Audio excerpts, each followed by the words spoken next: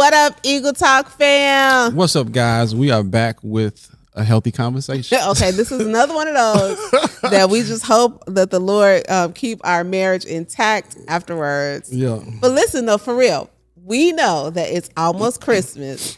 And y'all know we're going to look on social media and you have all the people proposing for Christmas. But we want to talk about some stuff you want to think about before you have that marriage proposal. Yeah. Okay. But before we get into it, speaking of proposals, I thought that it would be a great time for us to share our proposal story. Sure. Oh, we can't because you never proposed. I said, sure. It was the most elegant way that I could do it at the time. Go ahead and let's testify. Let's testify. Me and my mama went shopping for a ring. You get your version. Okay, you and your mom went shopping for a ring. Mm-hmm. I bought the ring. We came home. We were living together. We were living together. Bless us, Lord. I was in the basement watching something, and the ring was right here. And right here, the people listening don't know what you're doing. Well, He's pointing to a table. The ring was on. I think it was on the couch. It was on an ottoman. Okay, and you was talking and didn't notice it, and I was like, "Well, you're not gonna look at the." You understand me? You did, and you saw it, and we was in a Dominican, baby, getting married. Whatever. Okay, here is my version of the story. Okay, so Corey and I don't know if people know this. So people who know us a long time, we dated y'all 11 years before we got married. Yeah. Had a whole baby, was living in the house together. This is what I'm saying. Like, y'all looking at this version of us, it was raggedy. Okay, but. I was 25 still when I got married. So I'm not telling everybody, I'm not saying you should rush into marriage, but I'm just saying, I know everybody don't have 11 years like I did. I was a kid when I met him. But anywho, we were, you got a whole lot of. No, that's facts. Okay, that's facts. So I will say that there might have been a little pressure to pop the question. Are you admitting that I was under pressure? Got it. Noted. There might have been a little pressure because, you get to the point that it's like, okay, either we is or we ain't. Like, what's happening? So we had, and this is why we're having this episode, because I honestly don't think that we really talked about having a marriage. We talked about getting married. Yeah. All the time. Great point. We really didn't. Like, we literally did not, even though we were already living together. And maybe that's why we were probably so cocky to think we lived together and we are already experiencing marriage, when to me it was different, but nonetheless. So Corey was under some pressure, and me and you, like, I'd actually picked out my ring. Remember we went to the jewelry show and I knew what the ring was gonna look like, but it was almost like Corey was just so cool. I'm like, up until the day we got married, I'm like, oh, he must like me because we get it. I'm like, he must actually like me. He was just so like nonchalant. So even though we was looking for rings and stuff, you almost treated it like you were doing me a favor. I didn't see it that way. I just was thinking. Okay, we're gonna give it to you. Even down to the point of when he has it right. So we were so like toxic back at the time. And this is why don't just get married just because it's supposed to be time. But we were toxic. And I was eating this apple. I remember I was chomping on this apple. He's downstairs in the basement.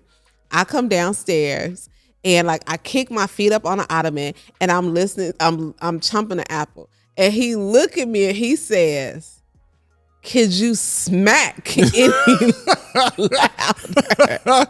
Right before, yeah. And I'm like on a weight loss journey for this wedding that I'm not even proposed to yet, right? Right. So I'm eating an apple instead of a cookie. This is a whole mess. This is I'm eating an apple instead of a cookie. So I'm like biting the apple like, at least I'm eating an apple, like I'm snapping. And then after like I'm like through being kind of stank, we watch the TV. And then he go say, you ain't even gonna say nothing about your ring. Right. And my feet were crossed. The box to the ring was right next to my feet. And then I just looked at him.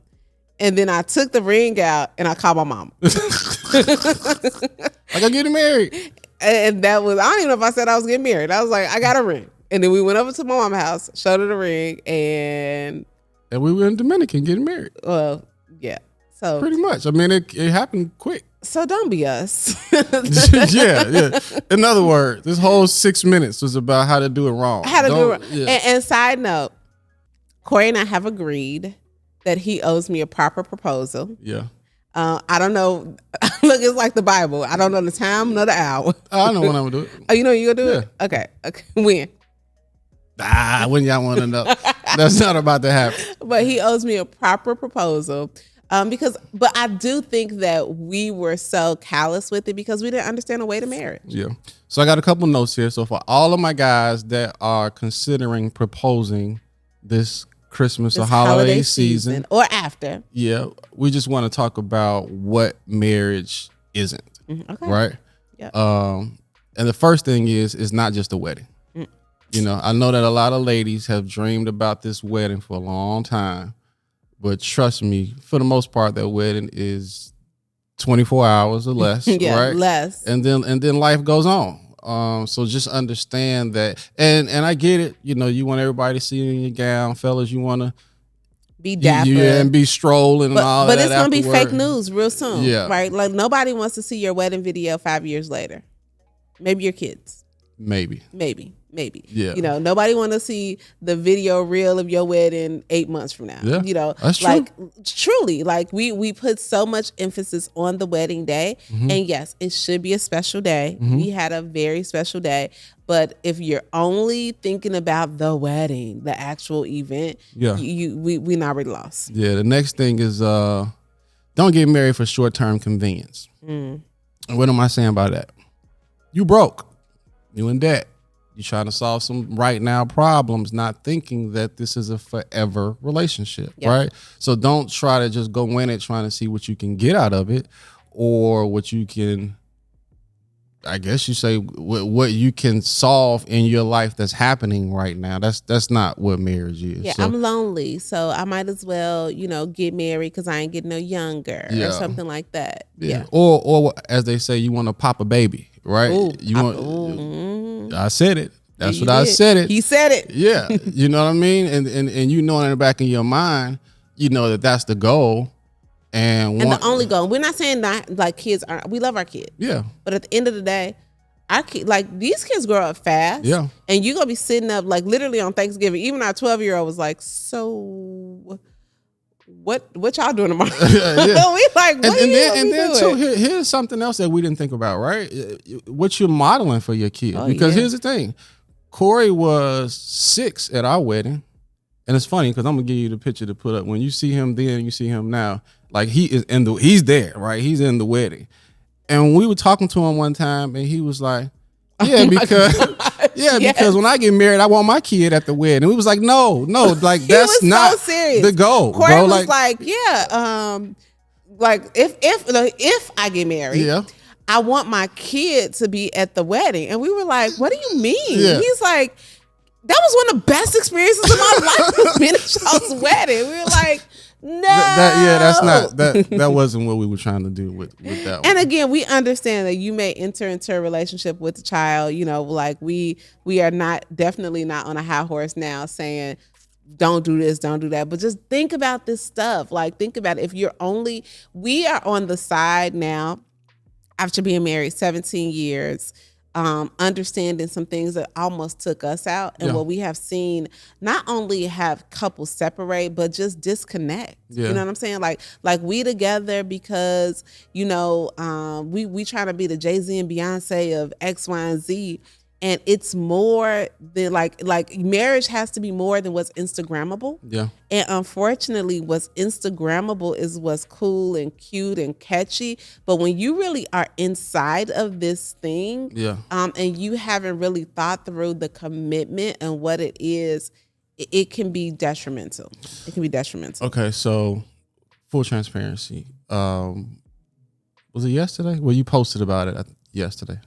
But we were playing a question game the other night, and something came up to where you were talking about back in the day, raising your hands in church, worshiping in church, right? Yeah. And I don't know if you asked me how I felt about it or whatever, and you were like, well. But it was like something like that I was embarrassed to do in front of you. Like that was the question that came up. Because y'all know me and Corey, for our date nights, we like to converse. So we were playing this question game. Right. And it was like something like, is there anything that you're embarrassed to do in front of me? And I told you, I was like, no, now, no. I was like, but I remember when we first started dating, and the first time you went to church, and for a long time, even after we were married, I was embarrassed to raise my hand in church or to really go after my spiritual life because I didn't know how that would impact us and what you would think about it. Yes, and it was kind of, it wasn't weird, but I looked at it differently. Because I saw that in your mom. Your mother was not scared to just be who she was or say, thank you, Jesus, right? Whatever it was she was saying, that's how she felt and that's who she was. So I never knew that, A, that was any embarrassment on you. B, that, in my opinion, got us closer later on in marriage for us to be able to feel the worship what does condemnation mean? Is that a word? No condemnation against each other. Like we could be free to worship, free to be who we are. Yeah. And I'm only even saying that to say, like, have real conversation and dialogue with a person. Yeah. If you wouldn't have said that 48 hours ago, I wouldn't have never known. You follow what I'm saying? So just really like know who you dealing with and be vulnerable. Be vulnerable. Yeah. Yeah. Right? And we gonna have to do a whole other episode about vulnerability. Yeah. Because that's a huge one. Now, continuing with that too, is that marriage is not, if you're considering a proposal, you're considering getting married, just know it's not a happy pill. Yeah. I do think that, and I know exactly why, a lot of things that we see is like, when you have somebody, all things will be great. Now you're going to have a date night, my forever wedding day. I love my husband, all that stuff. But the reality is that it can be very dangerous to put all your happy in any one person box. Yep. We just did an episode on this. We'll link it on, reasons why you are unhappy. And that is one of the things, is that if you think that marriage is going to solve all of your problems, surprise, surprise, surprise, surprise. Not only is it going to not solve your problems, it's going to unearth some stuff in you and some stuff in them that you were not aware of. And one of the most disappointing things I have shared on Eagle Talk, and I will share, like, I honestly idolized you. But listen to, let me back it up.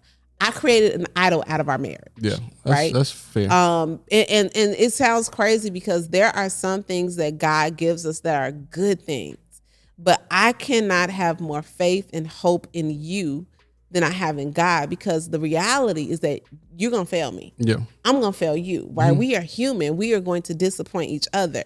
And if we are getting married with the assumption that everything going to be, just Gucci and great because we're now together, then you're setting yourself up for disappointment and failure. Because at the end of the day, we have to have, I have to have a love and a joy inside of me that is completely exclusive of you.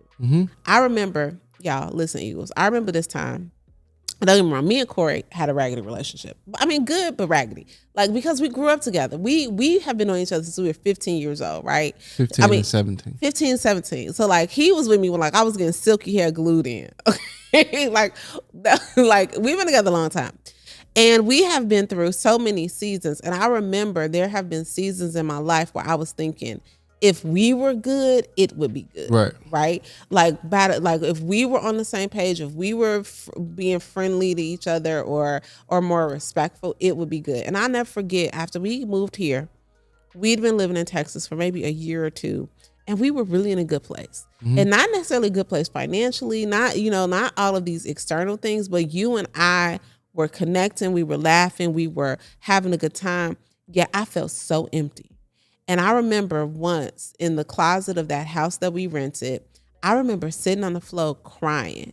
And you just said, you were like, I don't know what to do. You were like, I really, because we knew that we had been in some spaces where I could point to you and say, this is what's wrong, but I didn't know what was wrong. And I was on that floor crying. But you know what was wrong is that it was like a revelation. Like the thing that I thought would be my source of happiness, I still have emptiness because I can't find my satisfaction in you. And for me, that looked like really growing my relationship with God, because that was the missing piece of the puzzle for me then. And it was shocking to me because I loved you my whole life. Right. And we like 20 years in at this point, and I just couldn't believe that, finally what I thought was enough wasn't enough. But what it was I had to really dig deep into loving God. Yeah. And then, what I'm saying, now everything else rolled together. Yeah. So, I mean, bottom line, that should be the root of the relationship. Yeah. Right. I think, too, that when we're talking to marriage and just being honest, you're going to have peaks and valleys. Oh, really? It's not all a peak with you? No, you're going to have them. But that's also, in my opinion, why it's more important to be transparent and to have those conversations. So when you are going through, you can be open and honest with each other. Now, I will also say this. I think that what we've learned is that marriages need healthy community. And I also think that you need a mentor couple. Yep. And that's not, that's what we need.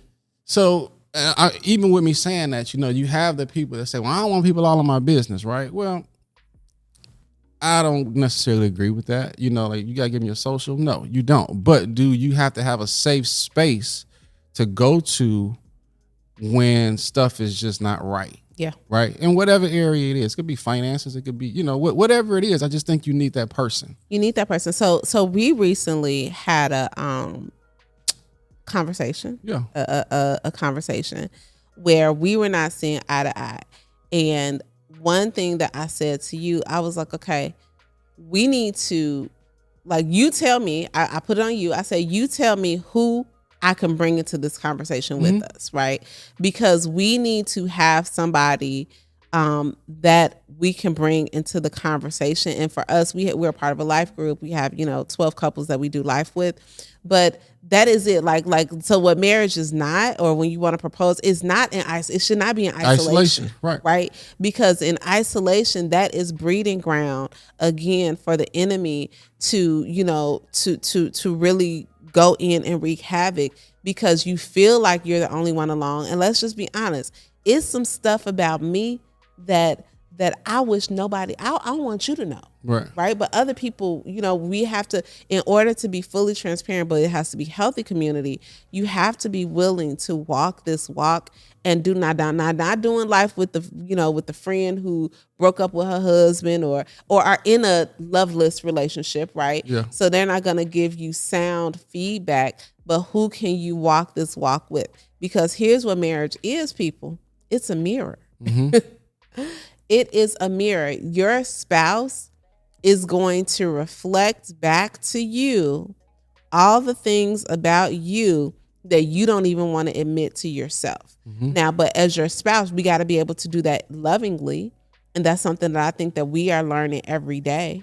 And quite honestly, the flesh of you, what I'm saying, that thing that irritates you about your spouse, every day I don't do that well.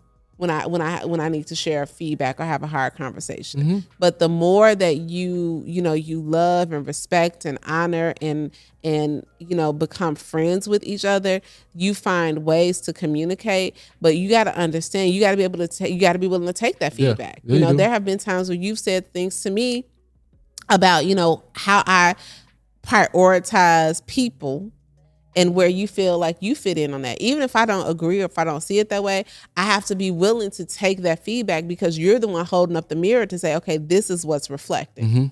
So, yeah. Don't walk it alone is what I can say. Stay on your, even though this is a together situation, it's still a self journey, right? You're constantly working on yourself. Yep. And I think that that's important, because that's where the understanding and the empathy and all the emotions that you probably wouldn't have if you weren't working on yourself, right? Yeah. Because what I've learned, not just marriage, but just in life, right? You don't want to be the only person that you're talking to. Yep. right? So if you're working and you continue to hear other people in other situations and what they did, whether it's therapy, whether it's couples, whether it's mentors, like whatever it is, I think that that's important because now you can gain perspective, and you can gain perspective from people that's been there, Yep. or can show you how not to go there. Yep. Right. Yeah. So I just think that that's important, man. And this is for, younger couples considering marriage, older couples considering marriage. What was James and Darlene? What was the best advice we heard in life group? Yeah, you're on the same team. I am not your enemy. You're on the same team. That's something else too. We spend so much time in marriage and we still have to remind each other. You know what I'm saying? Like y'all, I don't want y'all to think that we're just sitting here like, and this is what, no, like these are, there are conversations with Corey and I where we have to remind each other like, okay, hold on. I don't like that. Yeah. Right. Yeah. But I'm still your teammate, right? Right. Like we still going to the Super Bowl, even though we have to give each other feedback, just going and saying it. And I think the biggest thing is like, listen, this is not a little rodeo, right? When you, and I'm going to bring it back to the children.